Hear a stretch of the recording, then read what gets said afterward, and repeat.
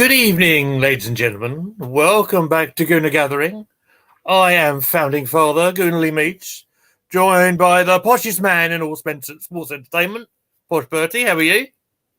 I'm doing very well, thank you. Good to be here again. Hope everyone here is doing good as well. Absolutely. I think we're going to have a bit of a lively debate this evening. Also joined on the other side of the pond by Spencer again. How are, mate? Are you all right? Yeah, doing well on this wonderful Thursday. Got a 3-day break coming on, so I can enjoy a little family time and a little Arsenal, and just slow down a little bit at the end of the year. That sounds really, really good. Do you know what? I think the first thing I want to say on our stream this evening is a thank you to everyone that's out there in YouTube land, because we've just hit 250 subscribers on the channel. So I think on behalf of all of us here, thank you very much. We really appreciate all your support. It means so much that we can come on here, talk about Arsenal, have our opinions, and me and Posh can talk about Havertz and disagree and fall out all the time. But it means a lot that we can do it in front of all of you. So, if anything, that makes us gain more subscribers. Exactly, that's the whole point, isn't it, Posh? Anything you want to add on this, my co-founder of the channel, sir? It's just I didn't know it was even going to happen. I thought, I didn't think this channel would get this far. So it means a lot. So thank you very much to all involved and all the people that subscribed. It's been absolutely mental, and I can't wait. Here's to more. Love it. More memories.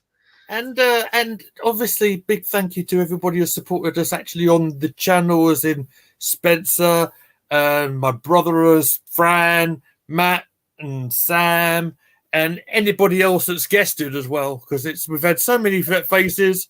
It's a good time. It's a good time. So I think we have our first comment of the evening. AFC always, thank you very much for joining us. Good evening. We'll talk about Mr. Unai Emery later on this evening, I'm pretty sure. Right, shall we talk about how to have a heart attack at our football match, i.e. Kenilworth Road, Luton Town versus Arsenal, emotions going up and down all evening. Let's jump into it, shall we? Let's find the starting lineup, which I managed to put in the back end before we went live. Bertie, you know the drill, sir. Would you go through the lineup for us? Okay, so we had David Raya in goal, Ben White at right back, Saliba, Gabriel, and Kivior at left back. Rice, the match winner. Spoiler alert, in defensive midfield. Havertz and Odegaard in midfield as well. Saka and Martinelli on the wing, and Gabby Jesus up front. Did I hear that correctly? You actually called him Havertz and not 29. He's been on a run, surprisingly. He's been, he's been consistently getting the goals in, which is mind-boggling. But who knows? Maybe he's turned a corner. We'll have to wait and see. The game coming up is going to be a tough one, but we'll have to see how he does if he plays. Certainly going to be a tester, that's for sure. I'll just go through the subs briefly, then I'll get Spencer's take on the starting lineup first of all. Okay. Ramsdale, Nketiah, Cedric. Yeah, remember him? He's the one who takes Win out for a walk. Trossard, Jorginho, Nelson, Elneny, Zinchenko on the bench, Walters. Now, this shows you how light we are on defenders, by the way. We'll get into that in a minute. Walters, much touted young prospect, can fill in all positions on the substitute. Sorry, on the defensive line, on the substitutes bench. So there we have it. That was our starting 11s and substitutes. Spencer, what did you make of it, mate? I mean, it wasn't really a surprising lineup. The substitutions. I really thought Kivior struggled, but I think that's more down to game time than it was ability. But I thought it was the right lineup. I mean, I'm sure we're going to get further into how things really went in the game, but minus the errors that happened, this team smashed Luton. I mean, we made our own errors to make it into an interesting game, if you want to be honest, if you look at the stat lines and all that stuff. But that's why they play the games. And I'll tell you what, after watching that game on Wednesday, and I think it's the third time I watched Luton play this year, that team's probably going to stay up. I mean, they've taken 2 points from Liverpool, almost took 2 points from us. I mean, they've got an atmosphere there. I mean, it's really impressive for such a small venue to have that kind of an intimate feel to kind of create somewhat what I felt it was super hostile on Wednesday, but that's Tuesday. Sorry. So yeah, I think you're right. I think what you meant, because Kenilworth Road is quite an intimate sort of stadium, and the fans are right on top of the players as well. I'm just having a quick nose at the league table, see where they actually are at the moment. They are just above the relegation zone, obviously, with Everton, with their points deduction as well, are in 18th place at the moment. Luton in 17th. But it's just kind of what I was talking about on the preview show. And some of you might have scoffed a little bit when I said that any thoughts that we were just going to run away with the game. Yeah. I thought might have been a little optimistic. I think I might have been proved somewhat right on that one. And I think it's because Premier League's a great leveler. I think when you you can put anyone against anyone when you've got a passionate hot crowd, it can really it can be like something quite intimidating, I think. However, quality should show through in the end. And as Bosch said a little bit ago, maybe spoiler alert, it did eventually, but I think we've got a lot of room for improvement. Let's go into it, because we kind of wanted to hit Top Gear quite quick, right? A bit like Wolves. It's all right. Echo? Yeah. Is that my end or yours? Not me. I don't know. I'll keep an eye on it. Anyway, so I think it was quite frustrating that first sort of 20-odd minutes or so where we're having plenty of possession, but not making much of it. Some of it sort of reminded me a little bit of Brentford away, actually, where a bit of a defensive lineup, bit of a defensive shape, finding it quite hard to get through. What do you guys think? Go on, Spencer. No, I was going to say they just felt like they were having a go at it. They were pressing us, making us potentially try to turn the ball over, which I think I personally think we struggle with it for a little bit there. Not really the guys in the back line, but the link-up play in the midfield as far as there were some moments there where it was like, all right, clear it long, go long, but they kept pouncing. So credit to Luton, which I think ideally they were able to do that for about 60 minutes and then realized, we might actually get smashed here if we don't kind of sit back a little and just secure the point. The goal was the one that really kind of the Jesus goal, the first goal, the quickness to take the throw in. That's the kind of stuff we needed to kind of counteract to what they were doing to us on the press and not allowing them to set up. And I mean, it was definitely a testy moment. It's about what I expected. I know me and Posh, when I did my little preview on my channel before, I told him, I said, Luton's just going to be a tough game. I don't know why. I had no reason to back it up. It just ended up being that way. Yeah. It was one of them occasions I felt that it actually took a bit of a mistake for that first goal to happen. And it did come from their goalkeeper, who sort of unforced error that kicked the ball out of play. As Spencer made the point, Jesus had the quickness about him, the awareness about him to take that throw quite quick.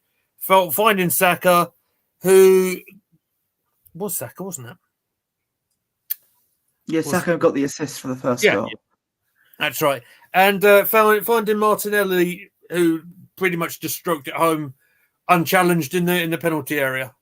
Bertie, what did you think of the opening goal? The opening goal was very good. Saka with another assist, which is fantastic to see, and Martinelli, great link-up play between the two wingers.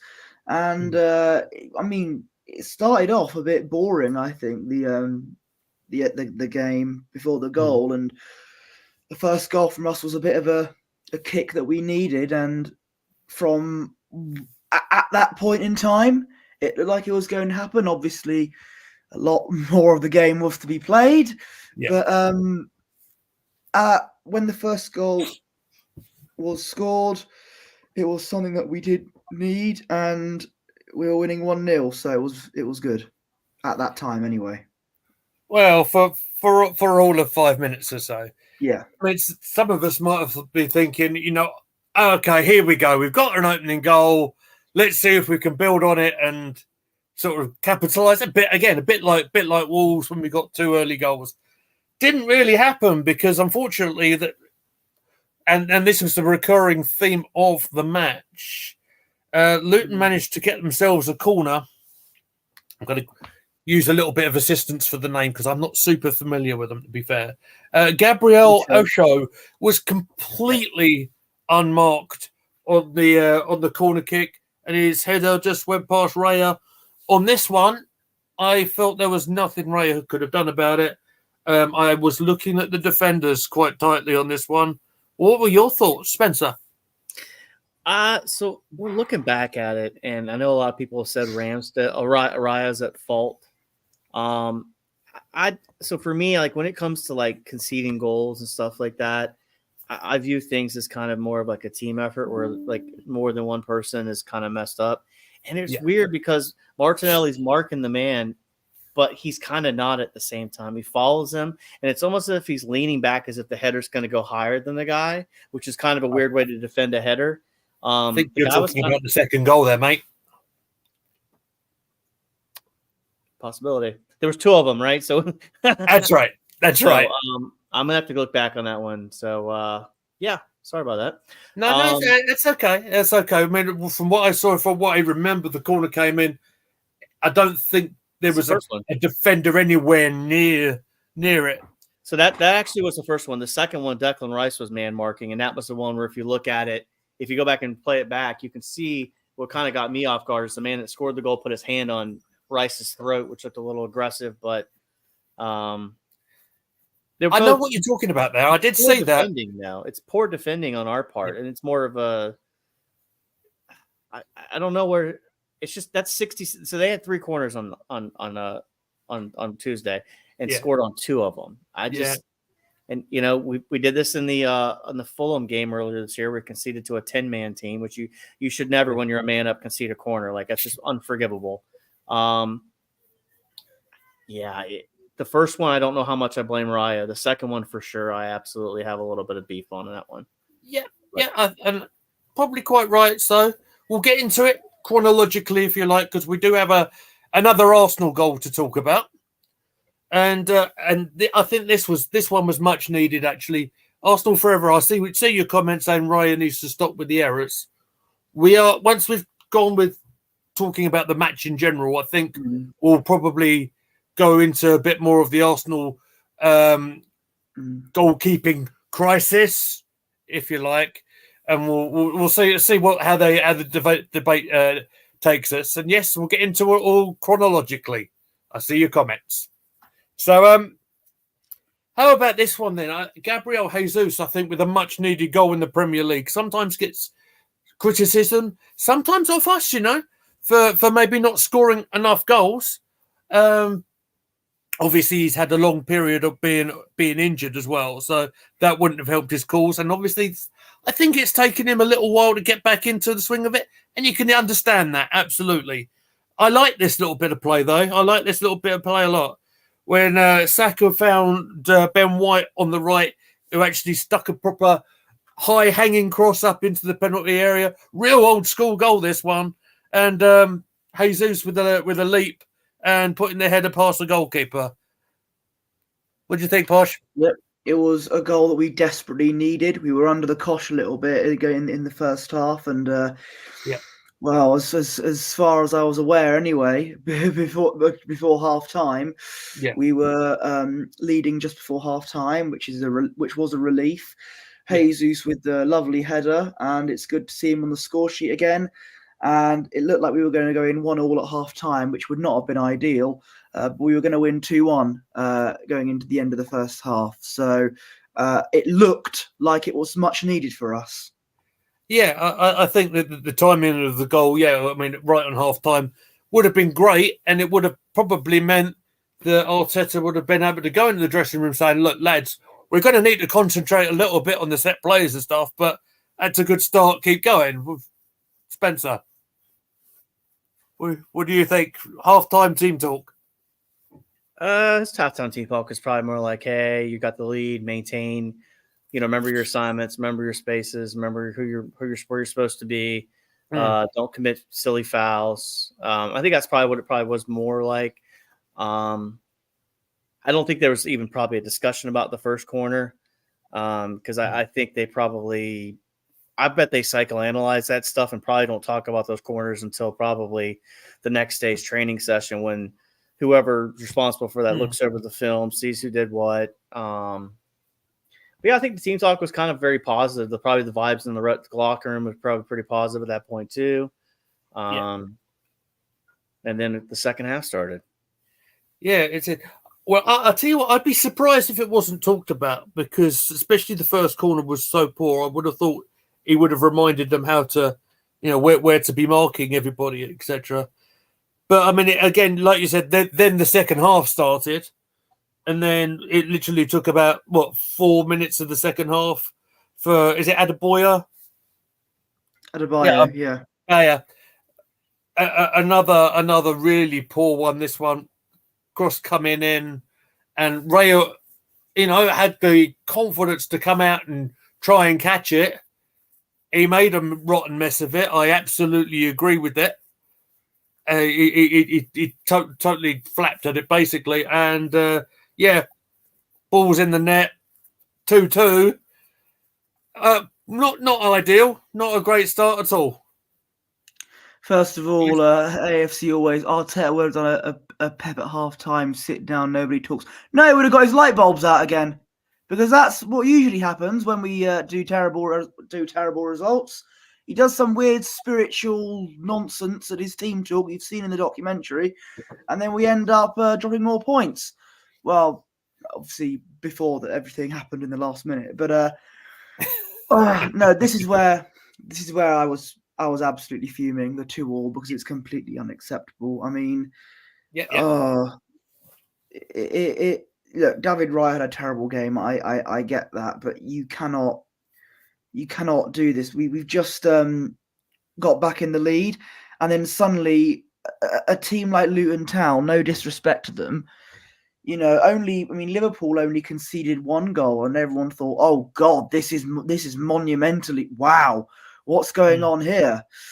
Light bulbs. They would have had to hold hands as well, like they did in the documentary or something like that. But I think conceding 2 goals followed by a third, it's completely unacceptable. We should not be doing that, regardless of what the end result is. It's absolutely ridiculous. And defensively, we need to improve because we've got Villa next. Yeah, and again, I think we'll talk about Villa in just a minute. Would some of it been communication issues, do you think? Between Raya and the centre halves? I mean, I just watched it. I mean, obviously, like the goalkeeper's responsibility is to set up who's marking who in the box and make sure the posts are covered and watch who's making runs. And I mean, yeah, that absolutely is the goalkeeper's responsibility, but it looks almost like we were doing kind of like a zone corner defending, and that's where the free runner came in. And when they switch off, the second one, I absolutely think Declan Rice got fouled on. Doesn't excuse the hand, Raya not getting to the ball as quickly. But Raya's been really good on crosses this year. I just think he had a stinker of a game. I don't think it's a complete premonition of things to come. I just think he just had a bad game. I mean, it's unacceptable, but, we'll see. That's absolutely fair, to be honest. I think that you've summed it up quite nicely. I'll say the comment there, AFC saying AFC always to concede 3 goals at Luton is embarrassing, really. Yeah, it's not great. It's not what you want to see. I mean, Liverpool conceded 3 to Fulham, did they not, on Sunday? At home. But I'm just saying that what I want to focus us on is, I think we had defensive lapses, certainly, which can't happen, particularly against, as Posh made the great point a minute ago, we'll get to it, against better sides. We can't be doing things like that. I think we might set up a little bit differently again against Aston Villa as well, by the way. Mm-hmm. I think we would have to. But what would have been even worse is if we actually lost the game. We did. So that's good, right? And I suppose this is where we sort of start talking about how we kind of got back into the game a little bit. And I found this quite, because he has had a bit of criticism. Some of it maybe justifiably, some of it may be a little bit harsh, but another very, very important goal for Kai Havertz. I know, Posh, you're going to love talking about him again, but we'll give him credit where it is due, because we needed to come back. We needed to come back and get into the game very, very quickly. And in fairness, that's what we did. Gabriel Jesus had the ball on the left this time, managed to find Havertz, who just sort of managed to stroke it home. Wasn't the cleanest of finishes by any stretch of the imagination. Went in the net, and that's 3 goals for Havertz in his last 4 for Arsenal. Yeah, that's all that matters. And in fact, the ball went in the net is all that matters, even though it may not have been the slickest of goals. But look, he's on a run when it comes to starting, and he's scoring goals. And fair play to him. That's what we paid £65 million for. And hopefully he can consistently deliver that, because he seems to be doing that at the moment. So credit where it's due. Look, I even said it. I just didn't. Forgive me for sounding like another certain Arsenal fan on YouTube, but it didn't feel like me wanting to go, yeah, we've equalised, because 3-3 against Luton. We've just conceded 3 goals against Luton, right? Yeah. That is a monumental embarrassment. No disrespect to Luton, but I've got a hunch that we're going to be the only team that concedes 3 to Luton this season. So. Yeah. I don't know about that. You seen Sheffield play? Yeah, true. I mean, they're bad. Let's compare us to Sheffield United then. Excellent. I mean, but these are professional athletes, though, Posh. I mean, that's kind of my counterpoint here. This is the top tier of the English league. You guys have how many? You have 4 tiers, 92 teams, and then you also have your non-league teams. So I mean, some of these guys are still really decent. I mean, don't get me wrong. Yeah, I get conceding 3 goals at Luton is embarrassing, but do you think it'd be even embarrassing if we got no points? I mean, it could have been a whole lot worse. So I get it's bad, and but this is the thing. These teams that win titles, Liverpool, and City, and even Arsenal. This is a statistic I heard recently. They score the most goals in the last 15 minutes of the game. There's a reason for that. And, City's, if you go back and look at City's championship runs, I'm sure they've had games like this where they've pulled it out. Look at Liverpool. I mean, 3 goals conceded to Fulham at home. That's embarrassing, right? But they pulled it out. I bet you their fans are happy.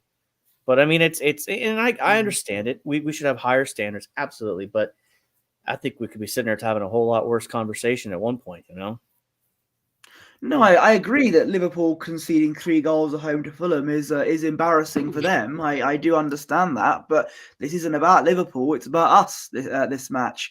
And Ross Barkley be outclassing us. It's not 2014 anymore. This is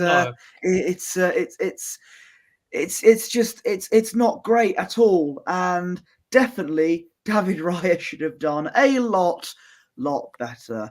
Yes, I understand he had an absolute mare in that game, an absolute Western super mare, but we will get to Raya probably down the line, I think.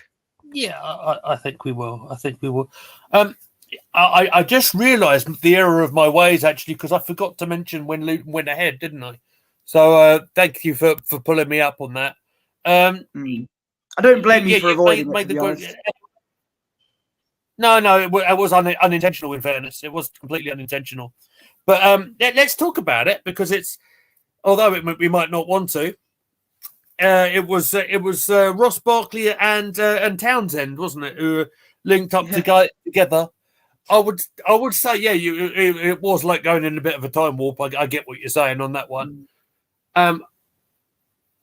Did the changes in our defence again?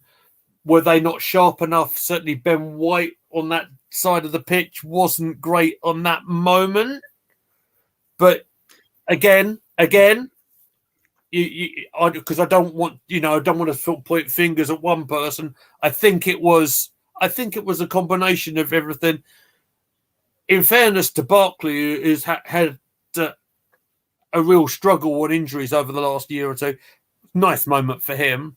He did manage to have a nice little bit of skill. You could see what he was trying to do. He was trying to be positive, running at our defenders. The 1-2 he played with Townsend was great. I'll say that much. It bamboozled us. AFC always, yeah, you're right. Couldn't handle Barkley and Townsend on this. I would understand that comment if you said that in 2014 or 2013, but you know, this is nearly, sorry to make you feel old, that was nearly 10 years ago. Yeah, and you're right. You can't. We should be, you know, a team that's going for the title. We should be dealing with those people like Barkley and Townsend. But I keep bringing it up. You can't concede. It's not a sign of champions conceding 3 goals against Luton Town. I understand people said that it will be tougher than you think. I did think that myself because of what happened with Liverpool. I get that. So I did kind of expect an ugly 1-0 to the Arsenal kind of win, right? But 3 goals conceded against Luton. I'm sorry to repeatedly bring that up. Yeah. But that is... You can't even fathom how ridiculous that is. I don't want to seem like I'm being disrespectful to Luton, but a team like us should be beating them. No matter how we do it, whether it's by a lot, whether it's by a little. We shouldn't be conceding 3 goals to them. And I'm sure even the more positive Arsenal fans will agree with me on that. Yeah, I agree that defensively it was not good enough. And believe me, I'm sure Mikel would have made his point very clear over training over the day or two afterwards. I'm pretty sure of that. Also shows you how much we miss Tomiyasu as well. Which is a point I'm going to bring up in a little bit, but we'll do it. We'll do it now because we've spoken about it. We kind of praised him up, didn't we, on the preview show, saying about how consistent he'd been. How I admire him playing at left back because defensively, I think he's very sound. It's really unfortunate. He seems to have picked up quite, the initial diagnosis of fatigue or whatever they said in the press conference against Wolves. It seems an awful lot worse than that, and I think he's the long-term absentee now. So I think that's a massive loss for everyone. What do you think, Spence? Tomiyasu out for a while. It's detrimental. I mean, Ben White can still do the business. We keep forgetting how good Ben White is because the form dipped a little bit. But the problem with Tomiyasu is I think he's just an excellent player, but he just can't stay healthy. So, again, like I know I've had discussions with Gary and everybody on DWTT, and everybody talks about, buy a striker in January. Man, you need to buy more defensive depth at this point. Either that or midfield depth because that's where you're going to win or lose this league. Because I'll be fair, like I was thinking about the game, especially in the 90th minute. I was like, this feels like Southampton last year, where we just had silly mistakes that made us concede goals. And losing Tomiyasu is a big deal. And I was actually excited for it because the big thing I've been crying out for, and Gary alike, is rotation.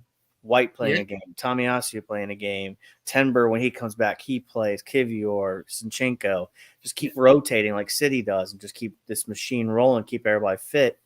It's a definite big setback. I feel really bad for him because and it's like AFC says you might have to sell him. And you just extended him, which is good, right? So you extended him, so you obviously have raised his transfer value, or at least maximize what you could potentially get back for him, because he's not on like a 1-year deal left. Yeah. But I mean, that's obviously a summer debate. But wish him luck to get back, man. He's going to be needed. Yeah. So. But I mean, here's the bottom line on the defender situation, right? And it's a point I know we've gone back and forth on before, but I'll bring it up. So basically, we went in with the centre halves were first choice, right? Saliba and Gabriel. We went in this match with 2 fullbacks that hadn't really been playing that much regularly. Obviously, Ben White just recovered off his injury, replacing Tomiyasu. Kivior, I think it was his 3rd Premier League start, just off the top of my head. And I think only the second he's played at left back. In terms of senior defenders, the only other ones obviously are Zinchenko. And he's not a defender. He's not, no. And Cedric Suarez, who's the qualified dog walker. You said Kivior, right?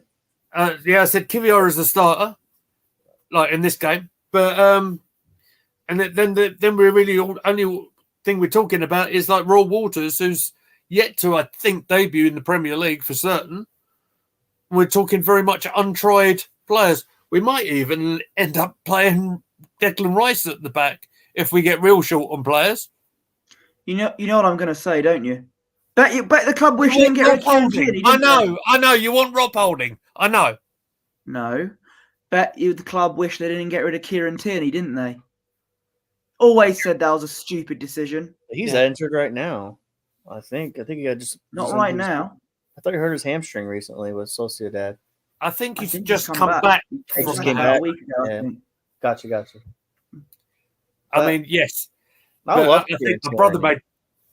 love Kieran Tierney. He just can't stay healthy. I mean, I agree with you. He's the best left back at the club. There's no question about it when he's healthy.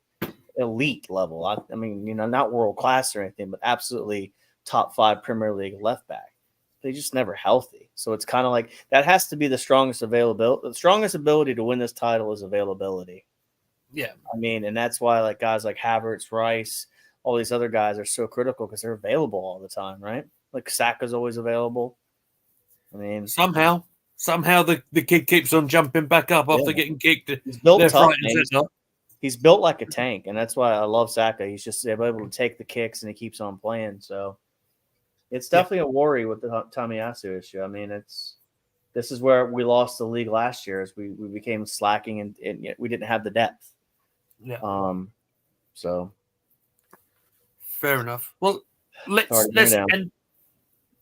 end up the Luton game with how it ended. And do you know what? Even positive Pete over here at this stage of the game, I think about 96 minutes, was getting a tad frustrated. And maybe I thought, well, this is going to go down like a lead balloon. However, we managed to win it right at the death. Martin Ødegaard, who I think had a bit of an up and down sort of game in this one. I think his work ethic was quite good and he never stopped running. I think he was a bit rash in a couple of tackles and stuff. Yep. But Ødegaard managed to find a cross here right at the end of the game to find Declan Rice, who, not for the first time, scored a rather dramatic injury time. Turned out to be the winner in this one. We're quite pleased on that one. Always. I didn't know how to react. I mean, the whole game itself was really annoying for me because, as I mentioned, the 3 goals and everything, which we shouldn't be doing. It just and I tell him to be positive.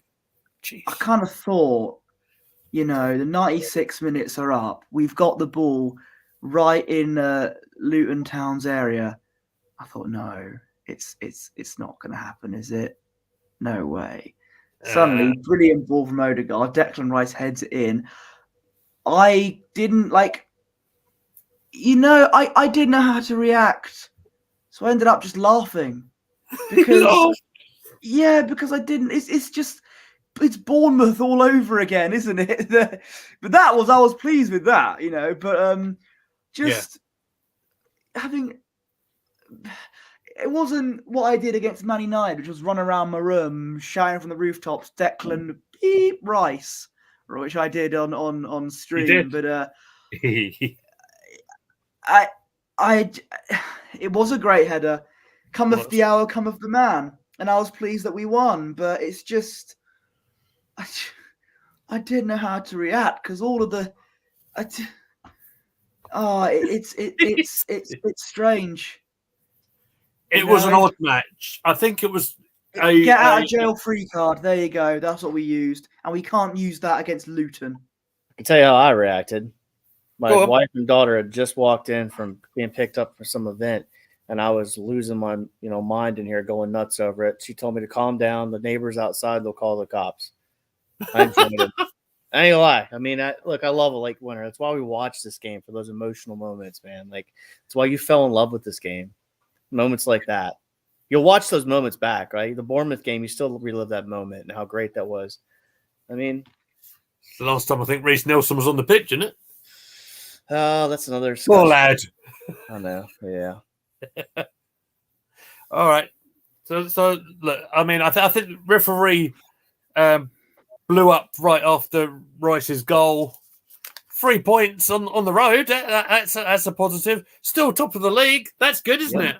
We are going to have to do an awful lot better on.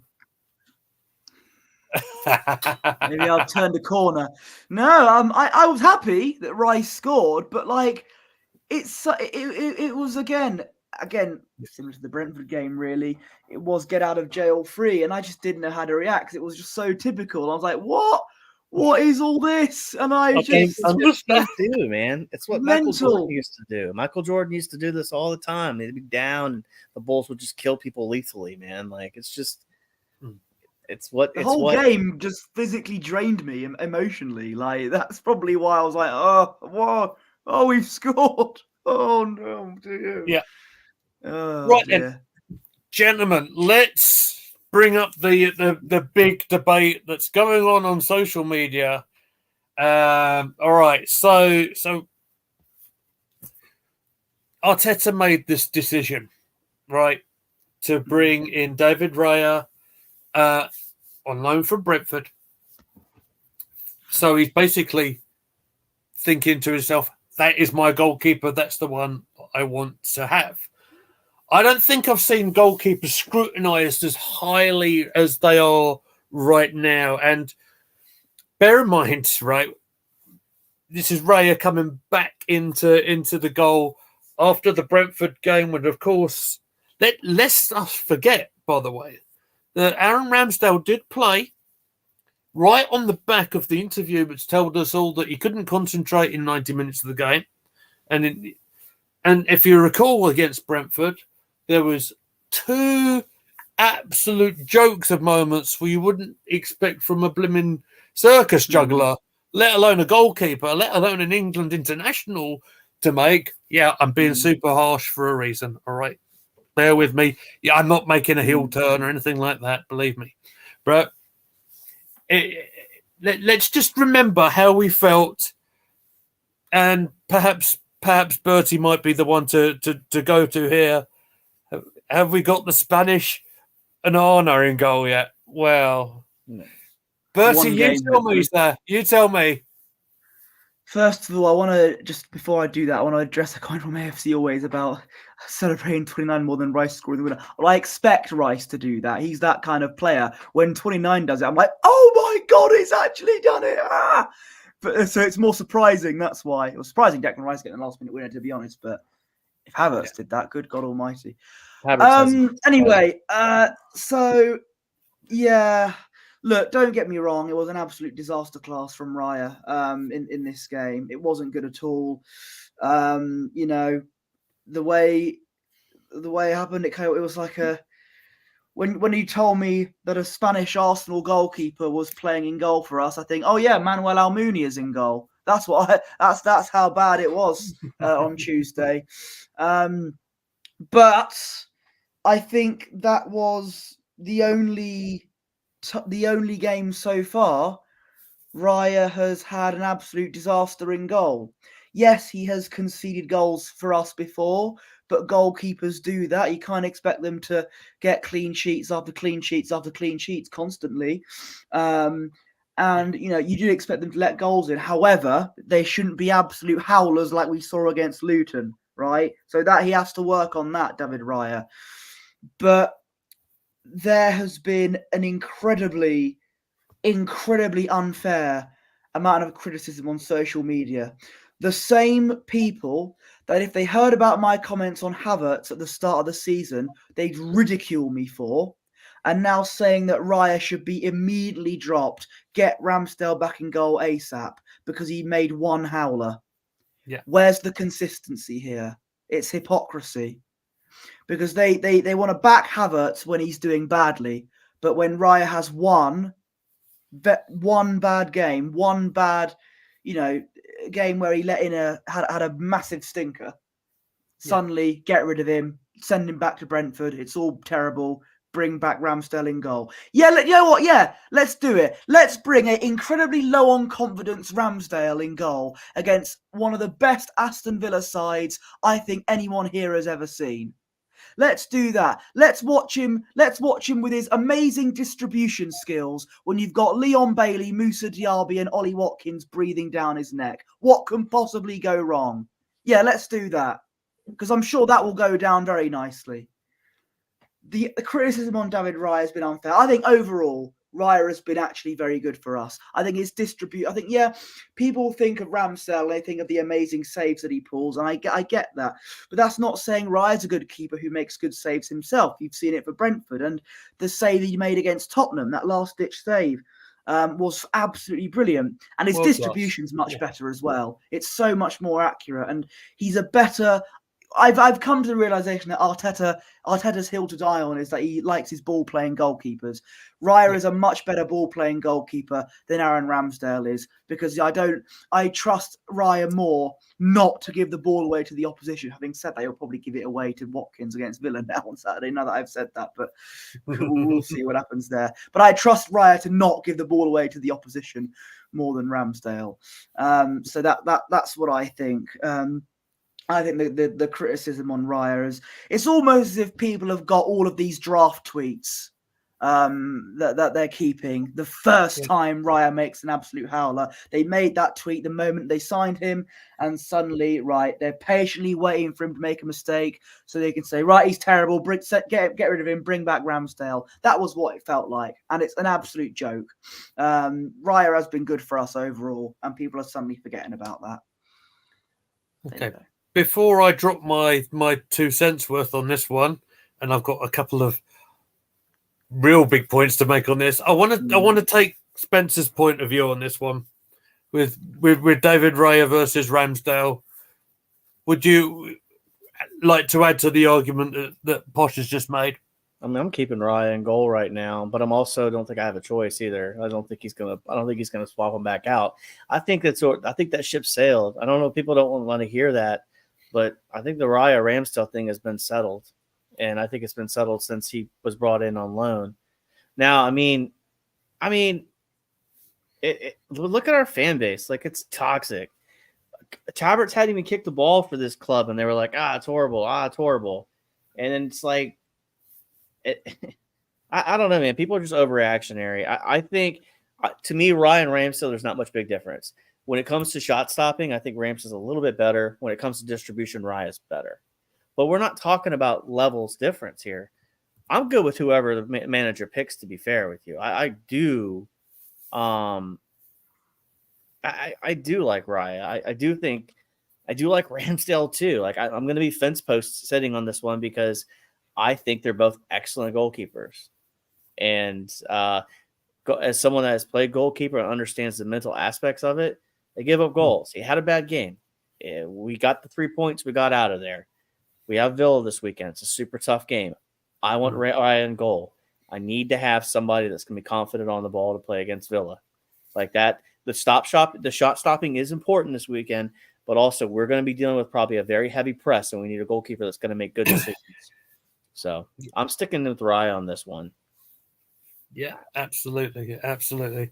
Just sort of answered Devil, Man United fan in the chat. Will Arsenal choke? Well, let's see. Let's see what happens.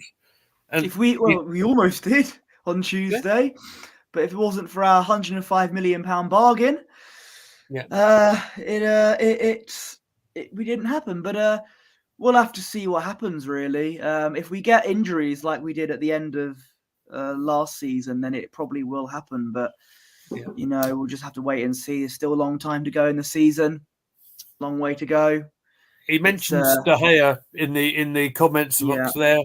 Will United bring him back? I don't think De Gea would sign back at United. I think quite likely to see him at St James's Park is what my gut feeling is, with Nick Pope being injured. But can I move your comment out about Villa? Yeah, so AFC always made. We'll get to that when we talk about the Villa game. Yeah. We will. Promise. I've got it marked. I can see it. Okay. Sorry. So let me just sort of go back to the goalkeepers. I think a lot of the opinions about Aaron Ramsdale or the people who want him to come back, I think there may be a little bit of an agenda there because, like it or not, it's because I think he's English. I think they want to say, I can relate to this guy. Look, he's such a lad. He's such a, whatever you want to call the word, geezer. Sorry? He's one of the boys. A geezer. He's a geezer. He's an S-housery kind of guy. That's the word that I was trying to think of. And because of that, maybe people were thinking, well, why has he dropped our lad? Why has he dropped our boy? Well, honestly, I think Ray, I think you definitely had a bad moment or two on Tuesday, but if you look at his record, he's 13 catches already, 4 clean sheets. He does, he's had a good record for Arsenal. Yeah, I know he's had moments. I'm thinking of the Modric chip as well. I know he has criticism, but I'm thinking of some of the all-time greatest goalkeepers have had moments where they've been chipped. Me and Matt actually had a little discussion when we were talking about the ladies' game about this sort of thing. And Mary Earps, now you might not be super familiar with Mary Earps, but she had a really bad moment against the Netherlands on Friday, where the second goal just went straight through her. Does that mean all of a sudden the Lionesses' European, trophy-winning goalkeeper, she's no good all of a sudden? Do you throw her under the bus as well? No, you don't. Because what they do, she gets straight back into the side and comes up with a clean sheet against Scotland in the end. But I think my point is still valid, that because Aaron is English, and I think it's an easy thing to do to level criticism at the new guy who's on loan from, I'm going to put air quotes in. I don't mean any disrespect to any Bees fans, but little old Brentford. Do you know what? I think he's. I've said it before, and Arteta brings him in. Lives by the sword, dies by the sword. I've said this line. He is the undisputed #1 goalkeeper, and I think he's going to be remaining to be so.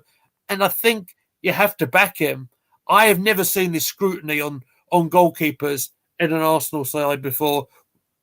Spencer, go ahead, sir. Yes. So to piggyback on that comment, and it's funny because I remember watching certain streams last year where people were like, "Oh, Ramsdale needs competition. Ramsdale's too comfortable." Well, you bring in Raya, and then these same people that were complaining about Ramsdale needing competition are not complaining about Raya. You're never happy. Like, I don't like what's it going to take? I mean, I agree. I think the Raya Ramsdale thing is done. When Aaron Ramsdale went to Ian Wright and said, I have a hard time concentrating after 90 minutes, you have to be switched on as a goalkeeper at all times. And especially sometimes we play high up the pitch.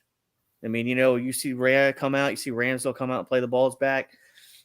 I think it's done, guys. And I know we're all on the same team here with the Raya thing. And I don't dislike Ramsdale. I like to see AFC always comment. There's not much difference between the two. I agree with that. But then now that becomes down to the mental aspect. If Ramsdale can't concentrate, that's a big liability. If he's admits, I would never admit that out loud. Like, you just don't go and admit certain things, and he did it. And that's why Wright looked at him like, are you sure you would say that right now? But he did. So, yeah, that's my 2 cents on that. Exactly. And, I was all for Ramsdale coming in when he did initially. I'd said that on previous streams in previous lives. But it is what it is. And we bought him in, Raya, because we did sell an established goalkeeper in Matt Turner. Now, he never got any Premier League minutes for Arsenal, but he was and he is an American international. So that's why we had to get another goalkeeper in who is experienced, has played the game a bit. Hein has not played any sort of top flight games. It would be a heck of a risk for him to come in. That's why we had to do it. And you think Ramsdale will be gone in January? I don't think he'll be gone in January. I think that'll be very foolish. I think he will be probably sold on a full-time permanent deal somewhere in the summer. And quite rightly, Arteta would not want to, unless he does bring in another goalkeeper. So I've got an option. What you do is if Newcastle called you up tomorrow and says, hey, we'll give you $70 million for Ramsdale, you take the offer, and then you call David De Gea as your backup. I mean, why not? Well, it's a bold one. It gets you the $70 million. You get David De Gea on a free, and then you could go invest the $70 million in something else you need in the squad. Knowing what I know from the United fans and knowing how Arteta wants to play football, Bosch has alluded to this earlier on about playing the ball out from the defence and stuff like that. What did David De Gea get criticised of all the time at Man United? Yeah, exactly. He just couldn't pass the ball to save his life. That's good goalkeeper, great goalkeeper in terms of the handling, shot stopping, crosses. I mean, he'd made a career at Man United for absolute years. But I think that one of the reasons he is still currently on the reserve list is not, I think, unsigned currently. Is he not? Is possibly because he's not great with the ball at his feet. Controversial opinion here. No, and my thought process is more like if you do sell Ramsdale in the January, I mean, De Gea doesn't have to be the guy, but he'd be better than Carl Hein. So, I mean, there is that portion of it. So, I do understand the arguments against playing the ball up from the back. And, it's going to be interesting to see. There was a small thought part of me that if someone gives you a silly offer for Ramsdale in January, maybe you take it. But we shall see what happens. Bertie, would you like to go to this? The comment from AFC always there. I haven't heard that Real Madrid want him. I do know they've got goalkeeper issues. Two of their main goalkeepers have got long-term injuries, so they do need a goalkeeper. But again, I've not heard of that. I mean, I've not been on social media much today anyway, so we'll have to wait and see what happens there. I'm the same. I struggled to get home for this stream, so I haven't seen anything that's going out on the old Twitter machine at the moment. So I will take your word for it, but we will see. We will see. We've still got about 20 odd days before the old window will open. So we'll see. Have we debated the goalkeepers enough? Shall we start thinking about Aston Villa a little bit? Yep. Yeah. All right. So let's just go as we go. Going to talk to Villa. Let's bring up the comment that I was going to do for AFC always. It's just coming up on the screen now for you, my friend. Villa are 1 win away from 15 consecutive home league wins for the first time in the club's 149-year history. Do you guys know who the side was at last beat them at Villa Park in the Premier League. Was it us? It was us all along, boy. Oh, my word. Well, hey, listen, 15 consecutive home league wins. It's very similar to a 21-game unbeaten run that Arsenal had when a certain Unai Emery was their manager in 2018. Now, I know, Mr. Meadows, you like to give the opposition credit, and I want to. So, Unai Emery is, of course, no stranger to Arsenal Football Club. He was, of course, Wenger's replacement, which is, of course, big shoes to fill. Mm-hmm. But let's think. Of course, it didn't end the way we wanted it to. We went into a bit of a bad run of form in 2019. A certain game against Frankfurt that made me quite angry. But listen, if it wasn't for Unai Emery, Bukayo Saka wouldn't have started for Arsenal. If it wasn't for Unai Emery, Gabriel Martinelli probably wouldn't have been signed. And if it wasn't for Unai Emery, William Saliba probably wouldn't have been signed. And they are three of our best players in the long term. So Unai Emery did a fantastic job there of getting Martinelli and Saliba and Bukayo Saka starting for us, coming up from the academy. So I think the disrespect for some fans that's shown towards Emery now when he's at Villa, when he's actually doing a brilliant job, it does make you think, was Emery the right person at the wrong time when it came to Arsenal? Because I think I've had an epiphany. If Emery was backed by the board the same way Arteta has been, and let's not forget, we had a lot of egos in the dressing room. You had Xhaka at his worst, Ozil, and you had people like Kolasinac, Mustafi. Aubameyang was good back then. Maybe he leaves a sour taste in my mouth, mate. We can debate about Aubameyang till the cows come home, but I'm not going to do that. Yeah. And you had Mustafi, David Luiz, Kolasinac, Rob Holding at the back. And Emery took that shambles of a defence to a Europa League final, right? So I think Emery, it didn't end in a good way. We ended up going on a bit of a dreadful run of form. I get that. But I just think if he was back the same way Arteta was, if the egos in the dressing room actually listened to him instead of making fun of his accent and saying good evening a lot, I reckon Emery would have been a good success story like we're seeing against Villa. They're doing amazingly well. And Emery is to be rewarded for that, because Steven Gerrard, they were losing games consistently at the start of last season. He gets sacked the same day we launched Gooner Gathering, believe it or not. Yeah, it's true, wasn't it? And Emery came in, and look at what he's done. And he's got players like Pau Torres, Leon Bailey, and Moussa Diaby, who was linked with us. And I really wanted him. Look at how they're doing. It's going to be the toughest game we've probably had this season, aside from the Man City game, which we got over the line in the end. And AFC always says we ain't beating Villa at the weekend. I kind of agree. I just think they pulled off against Man City. Yes, I know without Rodri, but that's still a big win. And if we got Gabriel and Saliba at the back and then stop Luton scoring 3 goals, I think the third Luton goal, maybe the second, was down to David Raya, I think. But the defence was shaky then. We do need to improve defensively, especially against Villa. If we do win that, I mean, when it comes to an away game on a cold night with the TV cameras on, it's either a 1-0 to the Arsenal or it's a loss. And I just think it's going to have to be a defensive masterclass to stop Villa's attack. And if we do that, if we win that, if we perform something unexpected like we did at St James's Park last season when we won 2-0, that's going to be a monumental statement from us. So we got to do that. That will be brilliant. But it's easier said than done.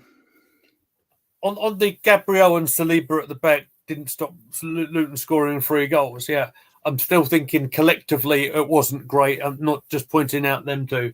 What I do think is we are going to have to work better as a unit. Zinchenko will come back in. Ben will be probably at right back again. Right. And then tactically, I think we'll do something a little bit different. Perhaps if Villa had the same attacking energy as they did, say, yesterday, would it make sense to you guys? A couple of thoughts I had. Jorginho was the guy that made the difference in this fixture at Villa Park last season. He also scored a goal with a little bit of help from agent Emi Martinez. I also thought that Martinelli got kicked left, right and centre against Luton. I wondered if he might be replaced in the lineup with Havertz, so we're having a little bit more of a physical presence up top and having Jorginho's defensive presence in a double defensive pivot like we did against Manchester City all the way back in the Emirates. What do you think about that? It's worth noting, by the way, you mentioned Trossard. Sorry, Spencer, I will come to you. Yeah, Trossard was awful against Luton, I think. I know you want me to say that because, but he doesn't criticise Trossard, but he criticised everyone else. No, Trossard was awful against Luton. He didn't have his best game at all. Anyway, Spencer, you were going to say something. Sorry for interrupting. Yeah, I'm about to get ready to go here shortly. But, unfortunate, I have to pick my kid up. Kind of whatever. But so not unfortunate picking her up, but who picked? Yeah, I know what you meant, mate. Change of plan. Sorry, I do love my child. I'm sorry. God. So no, I would run the double pivot. I think we're going to get a draw out of this game. I'd be shocked, I think, if we win it, but it's possible. Like anything can happen. The Jorginho Rice is a good shot to do that. Saliba and Gabriel at the back. Ben White, Kivior. I would go Kivior this time. Because if you go Zinchenko and you're running a double pivot, you already have possession in the middle of the park. You don't need Zinchenko out there, in my opinion. You could do Kivior in a traditional left back role. Odegaard over Havertz in the middle, of course. Probably Trossard, Jesus, and then Saka. And I keep Martinelli for later as a throw on to kind of change the pace things in case we need to chase a goal or whatever. I mean, I think that's how you would look at it, maybe a little bit more rotation. I do think Trossard finds himself into the starting lineup. You could see Trossard in the 8 this weekend. And maybe just with a Rice, Trossard, Odegaard matchup. It's going to be interesting to see how the lineup gets set up, but it is going to be a tough game. And Villa and Emery has done an excellent job with them. And again, I agree with Posh, and I've always thought back on this. I don't think we were wrong in getting rid of Emery based on what happened, but we had so many bad apples at this club, and it was so mismanaged at the end of the Wenger years that it's kind of like, it was kind of just right coach, wrong time. And I don't think they finish above us this season, so I disagree with the question. I think they are a legitimate candidate for 5th, maybe 4th, but I know they just beat City, but there's a lot of season left, and that team down the road, the other team, they're going to find a way to get healthy again. So it's interesting to see what's going to happen, but it's going to be a tough game. Villa's been tough since they've come back in the league for us to play at. I mean, we lost there, I think, during COVID, 1-0 when Jack Grealish was there. And if I'm not mistaken, we did lose. I have to look it up, but it's been tough. It's not easy to go to Villa Park. So we'll see what happens. I mean, if we get a draw, I would be tickled with that and happy. I'll be fair with you guys. A defeat would be devastating, but they're a good team. So, we've got a couple free. Go ahead. Go on. You can finish. We got 3 really tough fixtures coming up. I'm skipping the PSV game because obviously that's going to be kind of not as important. But Brighton's going to be hard, and of course Liverpool's going to be hard. So go with your strong team this weekend because obviously Tuesday you can rotate as much as possible. Get ready for Saturday against Brighton or Sunday against Brighton, and spot the ball. This is what we're here for. You play these games. Go try to find a way to win. I do love your idea about the double pivot, though, Lee. I think that's a really good idea. Thank you very much indeed. Can I say, I've got Villa finishing 4th. That's not a bad prediction. I said they're serious top 4 contenders, and excuse me for my Postradamus strikes again moment. I did say Villa would beat Man City, which I did. I remember on Spencer's channel, no less, when we were doing our Premier League predictions, I said it's probably unlikely it's going to happen, but it wouldn't surprise me if Villa did a Leicester. And by that, I mean win the entire thing, not get relegated. They've got it in them. They've got the fire in their bellies, and it's an underdog story. And the way it's reminding me of them. It's reminding me of them. I'm not saying it's definitely going to happen because I don't think it will, but it wouldn't surprise me as much as some other people if it did. That's what I said on Spencer's channel. Yeah, I didn't rule it out. I don't think it would surprise me if Villa did find a way to make a run based on the way they're built and what we know about Emery. But my thoughts, if Emery did finish higher than us, I mean, I know what the fan base would say. I just wonder, again, I wonder what the story is. Do we finish second to them or do we finish fifth? Like, I need more information than that. You know, I understand where he's getting at. It would be devastating. Don't get me wrong. It would be absolutely devastating. Would they fire Arteta over it? I don't think so. But, you know, that's an interesting. It's funny because, like, you heard, I don't know if Arteta made this up or not, but he said, like, didn't he, before the start of this season, he really considered quitting when we bottled the Premier League. So I'm just wondering if what he said was true and we go trophyless again, could he walk? I don't know. We'll have to see what happens there, but that's a long way to go. And we're still in the Premier League. We're still in the Champions League. And yes, despite a tough draw, we are still in the FA Cup. And I hope we go serious in that competition and win that. Let's talk about that in a minute. What I want to do as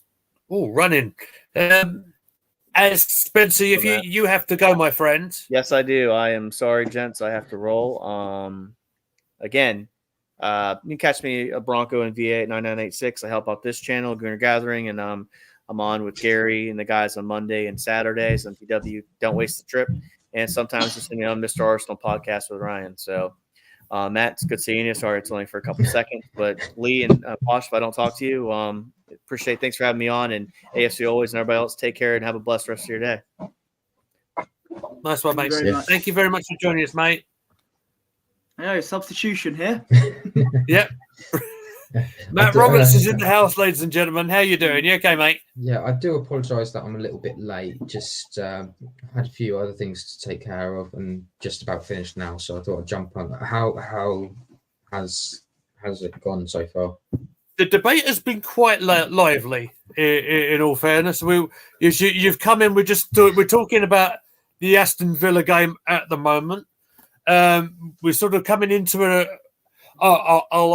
I'll ask the question to you before we'll go and talk more about what we think. Because AFC, where's the comment? So he wants to know our thoughts. If Emery finishes higher than Arteta, what are your thoughts, like overall in the league? I don't really see that happening. The only reason that being that the squad that we have compared to Villa's is still a bit patchy. I look at someone like Tyrone Mings. He's always got a mistake in him. I mean, Martinez always has a mistake in him. There's players that will have off days. And I think it's Villa's home form that's carrying them at the moment. They've won all their home games at the moment, haven't they, in the Premier League? So it just goes to show that they need to...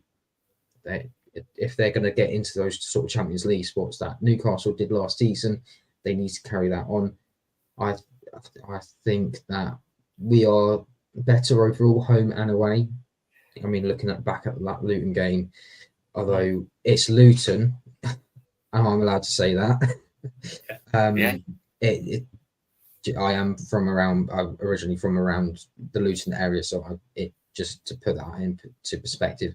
They're not a great side. They've got a couple of ex-Premier League players in Barkley, but apart from that, they're not a side that's going to make you cause any problems. The only reason they're causing problems is because they've got such a small ground in Kenilworth Road, which they know inside and out. But when it comes to the overall season, I look at where Villa have to go and play. I'm sure they still have to play over at the Etihad. They have to play at the Emirates. They're going to have to play at Anfield. They have to go to Goodison Park. They have to go to so many other teams and make sure that they go and get results. And I don't think Villa can do that. I kind of agree on that.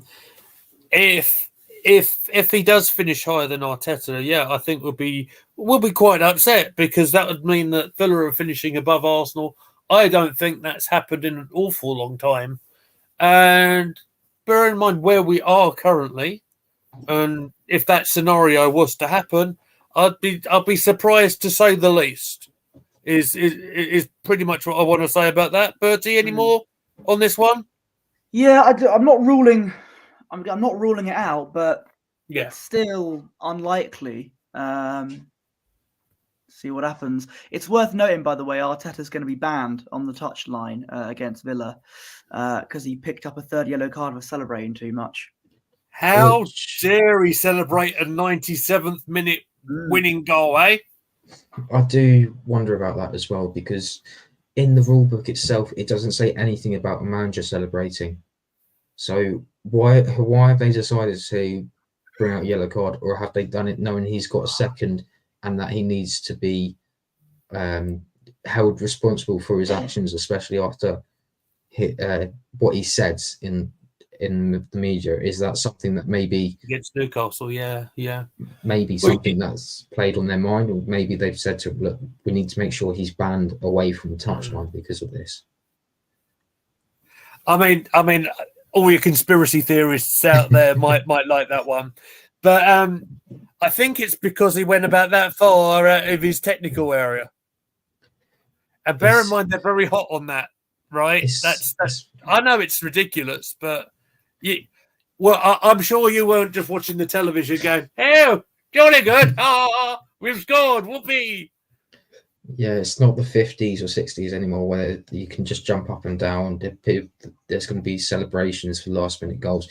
I'll be interested to know later down the line if there is a last-minute winner from any other of the 19 managers, that they get a card as well. Because if you're talking about consistency, are they going to do it? I don't think they'll do that to any other manager, and it's a bit bizarre to say that. I mean, if you make a precedent there, don't you? And especially league leaders Arsenal, they've got their manager banned against the predecessor to Arteta. It's a great story. What's going to happen? Is this where Arsenal's season derails? Unai Emery makes them lose out on the league. Comes back to haunt them. It's wrestling storytelling at its finest. Answer the question from AFC always. If Arteta doesn't win the league or Champions League, should he be sacked? Depends if he wins the FA Cup or not, really. It depends how bad. How silly that question sounds. And depends how bad the capitulation is if we do miss out on the league. You ain't won the trophy, you're rubbish. Well, look, we've had. I think you're better than that, AFC. You talk about progress, right? So 8th, 5th, the wrestling organisation. That is progress. Arteta has shown progress despite maybe not winning as much trophies as some people like. Yeah. But I do notice ever since we won the FA Cup, we've not got past the 4th round. We've only in Arteta's reign at Arsenal, the furthest we've got in the League Cup is the semi-finals. And I just think, I think now in a season where last season, where the revolution started properly and we ended up going trophyless. I think this season, it now has to be the time for us to get some silverware. And I reckon it's going to have to be something like the FA Cup and us to finishing second in the league and winning the FA Cup. That's actually... And going on a good run, maybe quarterfinals of the Champions League, that's actually not that bad. That would be just maybe a little bit of progress compared to last season, actually. Maybe more than you think. I think that might be where we need to be. That might, if we want to continue that progress that we want, then that's what we need to do. If we go trophyless again, if we bottle the league spectacularly like last season again, then I'm sorry, you may not, it's uncomfortable conversations, but some questions need to be asked. Some question as well, because you're looking back at, I'm going to bring the Wenger in of the previous question. It also reminded me of when Wenger got sent off at Old Trafford and he just stood on top of the on the board, as if to say, yeah, well, where do you want me to stand? Yeah. Because there was nowhere else for him to Beautiful. go. And it's just, when it comes to these sort of trophies and things like that, I look at the League Cup. We haven't won that, I believe it's since early 90s. So you're pushing for nearly 30 years. Haven't 92 was the League Cup, mate. Haven't won a European trophy since the early 90s. The FA Cup we do win quite regularly, off and on, here and there, which is good. And I think everyone wants the Premier League because that's the one that hasn't happened for 20 years since going unbeaten. And that just fell apart even after going so close so many times. For me, if I was to pick a trophy that I want more than anything else, it would have been the League Cup, because you look at other managers, you look at your Pep Guardiolas, your Jurgen Klopp's, they go, right, okay, I want that first trophy. What's the first trophy that comes out? It's the League Cup. You go for the League Cup. It sets you up for the rest of the season. You get that winning ideology and mentality back. Spencer said exactly the same thing. And it does annoy me when we go and do this and then we get knocked out in like the 4th or 5th round, and it just seems pointless. Like if you're going to do something like that, I mean, Arsene Wenger did it unbelievably in 2006, playing all the youngsters and getting to a final, only to be disgraced by a referee for mismanaging the game completely and giving out red cards to the wrong players. And was that against Chelsea? Yes, Drogba should have been sent off that day and gave it to a Boure instead. And Boure was like, "What was that? Why did I get sent off? I've done nothing." But it's just once you get that first trophy, that's good. I just wonder, looking back on it now, was the FA Cup just like I don't really want to call it a pity trophy, but I feel like it was at the time. Fair enough. Well, let's see. Where should we go from here? I mean, yeah, look, I'm as wanting to pick up the trophies as much as anybody else. Don't get me wrong. Yes, I'm ambitious, but the whole idea of if he doesn't pick up the trophies, I don't think that's quite a sackable offence, in my opinion. But as Spencer's saying here, establishing the winning culture and the hunger. Yeah, that's the thing. That's the ambition, isn't it? It's like if you could think back to an Alex Ferguson at Old Trafford, picking up the trophies season after season after season after season. Even in my long lifetime, I have not seen that from Arsenal, and that's the ambition. That's where we want to go, and who knows? Maybe we could be on the path to that. I don't know. Lots of time to go before we go into that sort of discussion. So let's bring it into your thoughts on the starting 11, perhaps for the Villa game, perhaps. I think this is the one where I wanted to talk to Bertie about, because Raya's made some clangers. He really has. Luton, yeah. I would say more than Luton. I'd say since he's come in, there have been games where he's not been better than what we have. In the vast majority of the time, I think he's. Bertie, let him finish. No, let him finish, please. Let him explain his sides. No, I just said what I needed to say. I think the vast majority of the time, I think he's actually done well for us. But no, I hear your point. Would you say that he's more of a player that can play with both feet, and that's essentially what Arteta is wanting in the future? He wants a goalkeeper that can play with both feet, almost become like 11th outfield player, not just being stuck between the sticks. I think he's, in terms of distribution, I think he's much better than Ramsdale. I mean, more recently, you've seen against Brentford, he just you see Ramsdale in goal and you just think he's about to give the ball away to the opposition. He's not a ball playing keeper, and that is Arteta's hill to die on. Raya is much better at that. That's what I think. Okay, so if he's better than that, that's what the distribution and things like that. That's fine, because we know Ramsdale. There are times where he does slip and things like that, but when you're a goalkeeper, there's always something where you've got to keep on focus. I'm not blaming Ramsdale if he gets a little bit distracted here and there, because being stuck in goal for 90 minutes, you've got to know how, you've got to be able to keep focusing on some point. But if you're not getting so go back to last season when you're not, say you're away to Bournemouth and Arsenal 4-0 up, and there's nothing to really do. You kind of need to do something to keep yourself occupied. And if he's doing things like getting involved with the away fans, or making sure that he's doing other things like just keeping an eye, maybe just doing silly things like dancing around or whatever, that's fine. But for me, Raya yesterday showed that his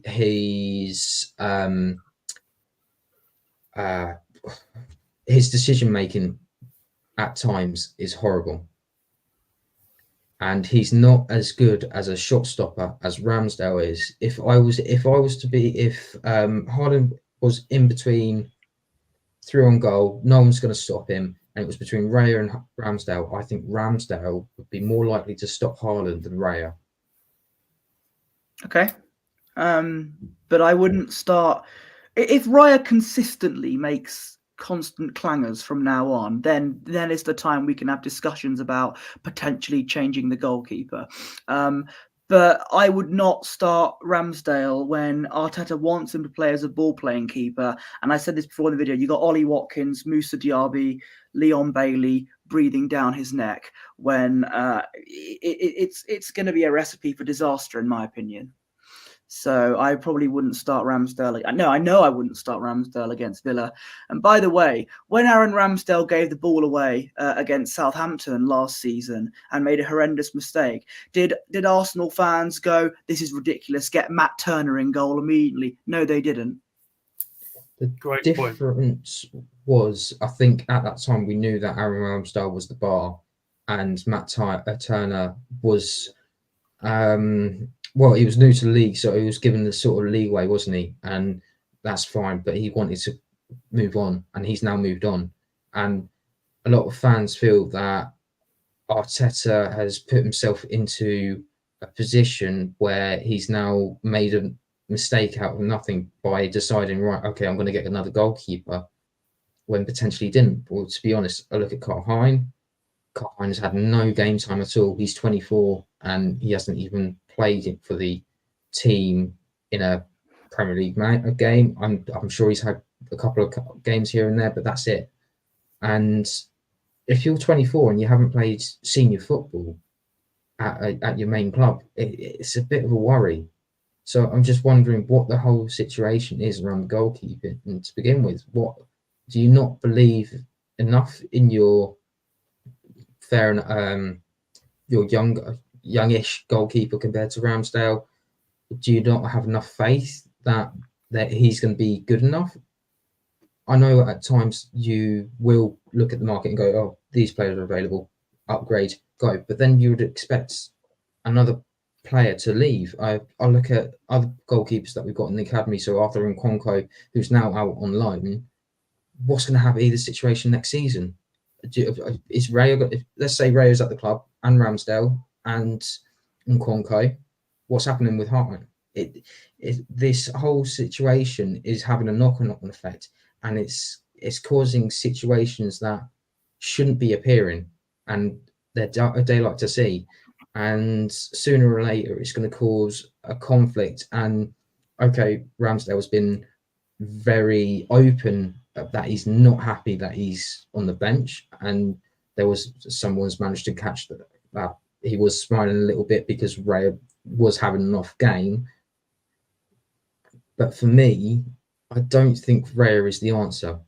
I don't know who the answer is, but if Ramsdale isn't the answer, I don't think Raya is the answer. I think there's someone else that could be there that's better than him.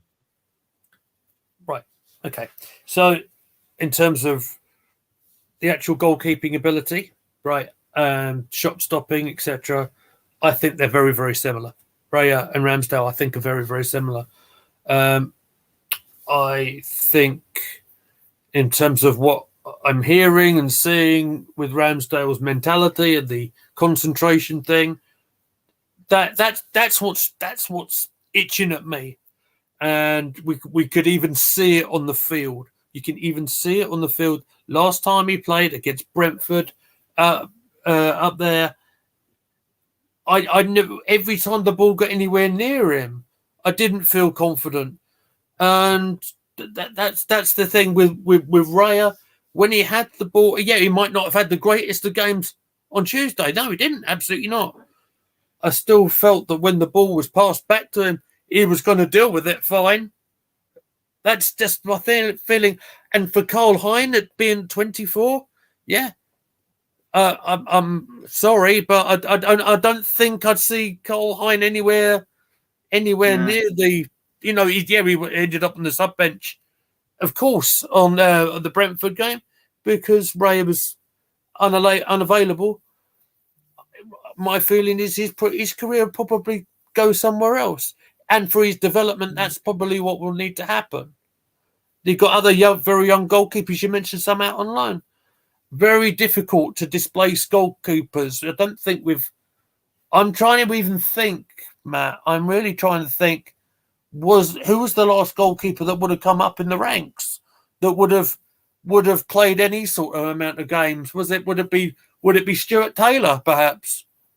The one I would probably think of was Szczesny. Oh, Szczesny, of course. Yes, or absolutely. Lucas Fabianski, both brought in through to the academy. And yes, Fabianski, as we all know him.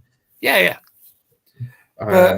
There could be some argument about Emi Martinez, but he was spent a lot of his time out on loan because he had a work permit issue.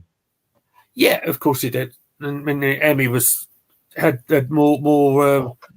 Probably, I don't know how many clubs did he have on loan? He must have had about 7, 8 on loan. Yeah.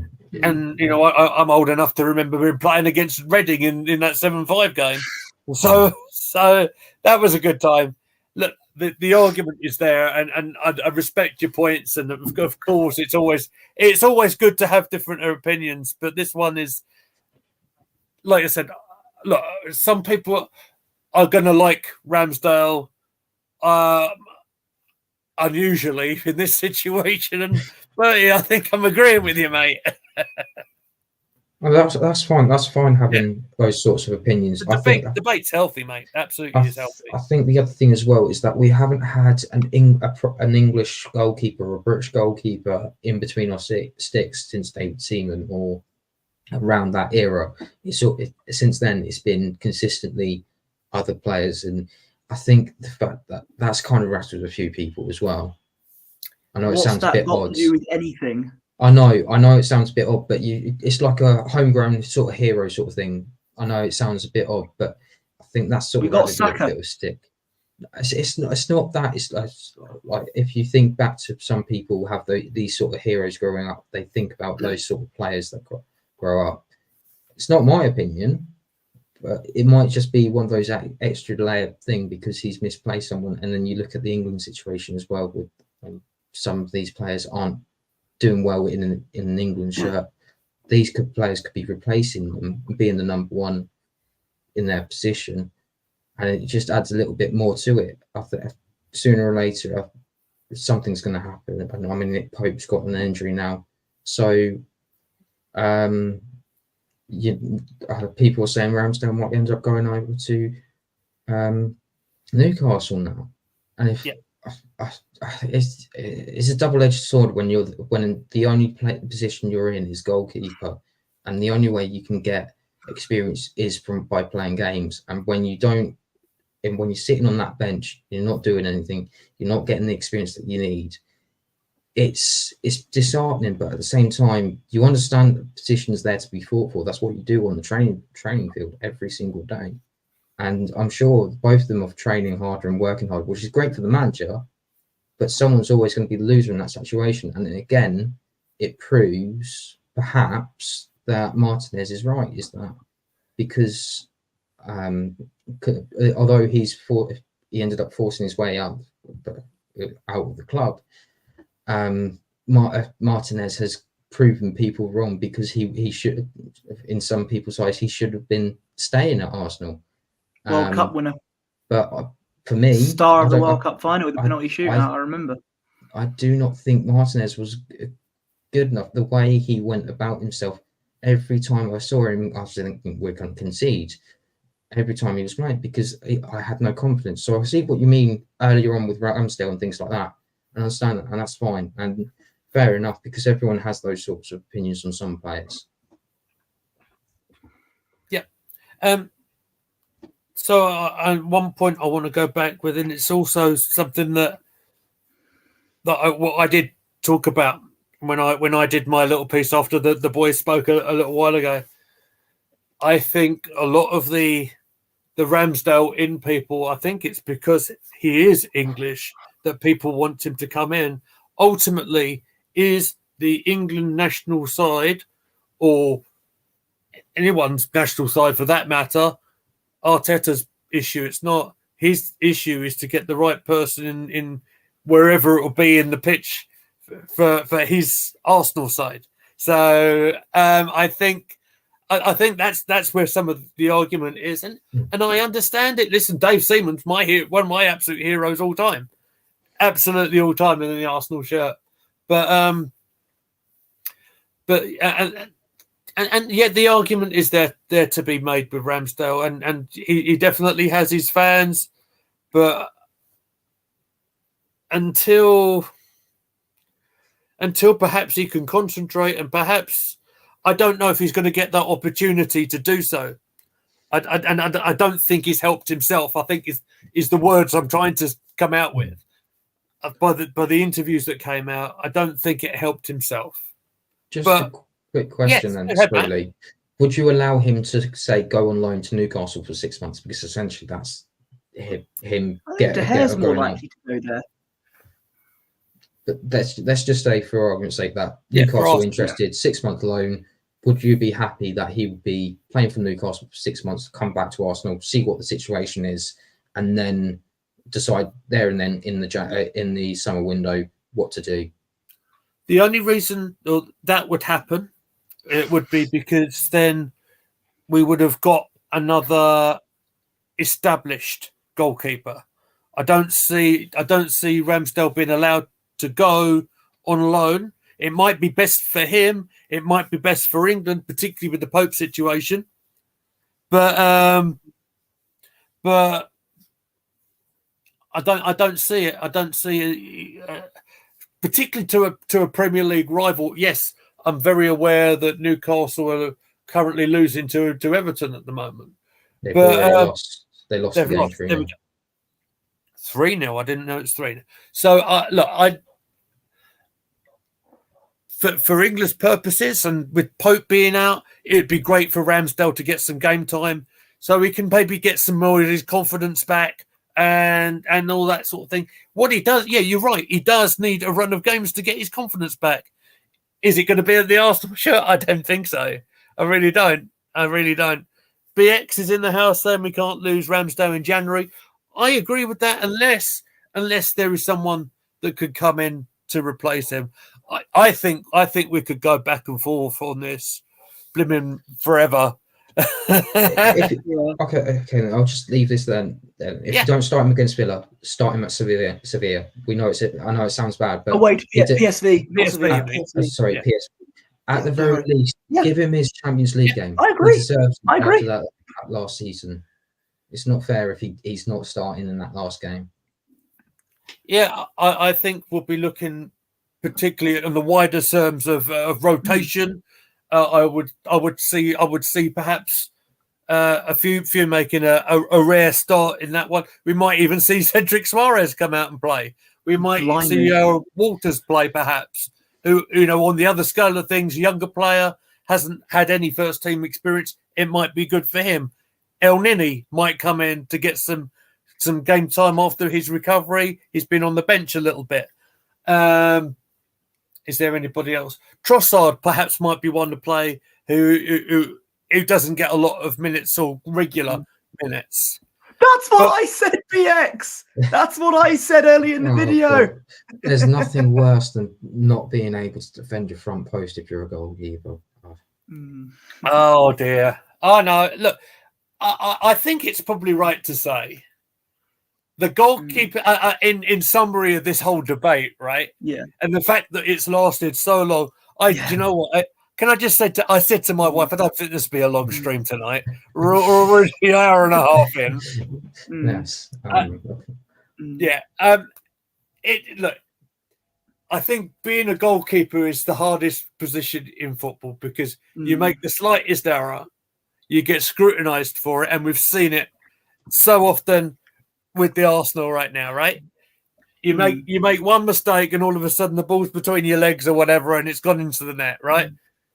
I made the point a little while ago before you were here, Matt, about Mary Earps, who made the error in the Holland game, and so does that mean because Mary made a horrendous error for England, and that is there a big call for her to be dropped for England? No, there's not, because there was a lot of outcry, and a lot of it was on social media, but again. It's just, I think the problem was it was against Luton, and it's just you don't want to make those mistakes against Luton. Make them against someone in the FA Cup. I know it sounds bad, but make them against like a Marine, a Stockport County, Newport County, Barnet, Watford, whatever. Don't do it in a Premier League match when points are on the line, because at the end of the day, it could cost you in a title race. I'm pretty sure we didn't set out to make a mistake. No, I know. I know what you mean. You want them to not happen in a vital game, and it's a vital game to begin with. We more points that we can knock over City and Liverpool, and at this moment in time Villa, and you just need to be on your ball game. And again, this as Spencer's mentioned, goalkeeper is the least forgiving as well, because you got fans on your back from minute one as soon as that ball's in the back of the net. Yes, I agree 100%. It's the hardest position to play, and it's the fact that we've gone on so long on this argument. I think it's a testament to, we'll all have our views on it, and it's an interesting one to talk about. So wouldn't it be just like Arsenal to put up a defensive masterclass? Jorginho coming in, having that extra defensive shield, and Arsenal winning 1-0 at Villa Park on Saturday. There you go. There's your bold prediction. Posh did his against. And do you know one thing we haven't done at all, and I think we probably need to before we head off air tonight, is just say, look, the energy that Villa put in, the way they played some of their attacking football yesterday evening was absolutely outstanding. Where they got their Weetabix from, I think we need to be buying some more Weetabix, because they were just literally here, there, and everywhere. They just caused City so many problems. They restricted City to literally having hardly any efforts on goal at all. I think there was a large period of that game. I think there was 2 saves that Emmy made within the first 12 minutes. I don't think they allowed City the space to create the chances for about another 60, 70 minutes after that. And, you get your luck in the game. And the goal was obviously hit a massive deflection. Villa well deserved their 1-0 victory yesterday. And I wonder, how much it would have taken out of their system. Would the extra day come into the thinking in terms of rest time and energy levels and stuff like that, and maybe our ability to perhaps change a few players? Have Villa quite got that strength? I'm not sure. I think we'll see that on Saturday night. Yeah, gentlemen, I think, if you don't mind, because it is getting rather late, and I do need to eat something before I go to bed. I think I'd like to wrap it up. What I will do, Matt, I will talk to you another day, perhaps, in terms of the ladies' game against Scotland. We'll probably go through that and what happened and what the ramifications. Unfortunately, what happened at the end of that. We'll do that another time. I'll probably talk to you actually on the messaging service later on. All right. Okay. Yeah. But, Sounds good. gentlemen, I want to thank you all, including Spencer coming in and being here at the start of the stream, to being here tonight. You know, it's been a lively old debate, and I've enjoyed it thoroughly. Thank you to everybody who has been watching. Matt, as you are the newest one in the building today, you please go ahead and do your social medias, and please go ahead and plug Vic Akers Wonderland, who I believe you've got a rather high profile follower from now. Yes, we do. We've got a couple of high profiles. The presenter Caroline Barker, who does the WSL work on, and also host of 3 Players and a podcast. Fantastic presenter, and she does a really good job at what she does. Probably one of the best in the country. I nearly said something that I was going to regret then, about Joey Barton, but we're going to run into that. We've run out of time. I've seen that. I know what you're thinking on that, mate. But and the other one is you might know him as the former kitman of Arsenal, Vic Akers. For Arsenal women fans, they'll know him as the manager who brought a Champions League Champions League trophy to Arsenal, also winning a quintuple, and there's lots of stats I could go off, but 186 game winning run that runs around 5 years without a single defeat, home and away, every single trophy. So great to have him follow us, and we do thank everyone that's been following us over the last couple of days. And he's been such a huge figure in women's football. It's just, he's up there with your Brian Cloughs and Arsene Wenger's in terms of how they revolutionised football, and it's just great to see. And you can follow me at MattLR28, or you can follow us on VAW Pods. Thank you very much indeed, Matt. Time is always appreciated. Thank you very much, my friend. Bertie, Nice. Floor is yours, sir. So I'm on Twitter or X at Posh Bertie, and my Instagram is at Bertie Wanless. And you can find me at Gooner Mead. You can find all of us at Gooner Gathering. From all of us on the team, massive thank you again for 250 plus subscribers to the YouTube channel now. We shall continue to grow. Keep an eye on our socials. We'll let you know when we are back on air. So take care of yourselves, and we shall see you very soon.